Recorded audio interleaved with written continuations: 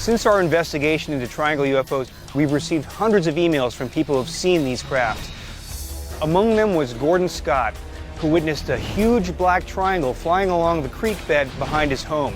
Now, he was reluctant to appear before the cameras, but he's reached a comfort level with us and is now agreeing to come forward and speak about what he saw. When we first saw this thing going down the creek, we were scared to death. We were getting ready to call 911. This took place in 2001, August 15th at about 8:30 p.m. We run out to our backyard and we see this big black thing approaching. The bright red light on the bottom lit up the whole creek, probably 100 feet across. And I assumed it was an aircraft ditching. I could have hit it with a softball underhanded. That's how close you were? That's how close. What kind of noise did you hear? Nothing. Did you feel any heat? Did you feel any breeze? No. Did you smell anything? No. He was so close to this giant triangle, yet he heard nothing. He smelled nothing. He felt nothing. Not a breeze, not a hum, nothing at all. I find it kind of suspect. He was so close, and this was such a large object. Then where did it go? Followed the creek, stayed at the lowest point possible, went right over here to the base of the bridge, and it just went vertical like this, over the bridge about 15 feet above it, maybe 20, then it dropped right back down in the creek. It's moving horizontally and it's moving vertically. As far as I know, we don't have any technology today that can do that. But to tell you the truth, I wouldn't be surprised to find out that we do. Within about 5 minutes, we had an F-16. Now, it was flying very slow, gear up. It was fully armed. It had 2 sidewinders on the wings. It had 2 more missiles underneath. Minutes after sighting this strange flying triangle, Gordon saw an F-16, which tells me that there's some kind of military involvement with this craft.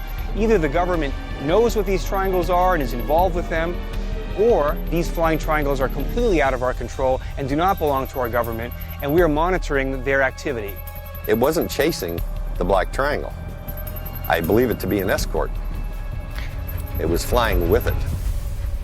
Now, we got NASA just down the road. It's not that far from here, so it could have been going Is NASA in the there. direction where the thing was heading? Yes. Came from the north, it was headed to the south. 30 miles east of Gordon Scott's house is Johnson Space Center, home to NASA. What does it mean that an F-16 is following this giant triangle towards NASA? So guys, what do you think about some of these cases that we've been hearing? I would say both of them are baffling. Gordon Scott, to me, obviously kind of seems like a military aircraft. Just flying low, F-16 guiding it. There's a lot of things that point to that. What if it's some kind of cooperative hybrid craft that we're developing with ET? Actually working with extraterrestrials to build these flying triangles. Actually working with extraterrestrial technology, not with extraterrestrials on board, but with their technology, kind of Area 51 reverse engineering. What if we've been doing that for years? Well, Bill has a theory that aliens and humans are collaborating on creating this reverse engineered technology. I think we have to be careful about how far we want to go with these theories that aliens are working with us secretly. Until I can find some kind of definite proof, I'm afraid Bill's alone on this one. I mean, we're just trying to figure out if these are military or extraterrestrial. I think that going all the way to hybrid already is kind of jumping the gun a little bit, don't you think?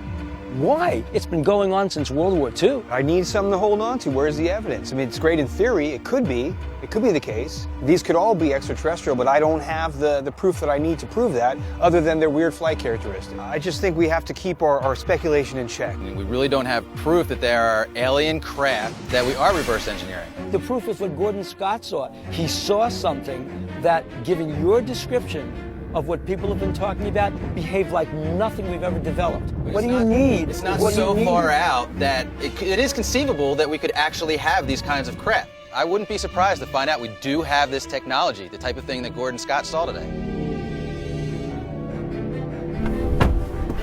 Let's go see Brick.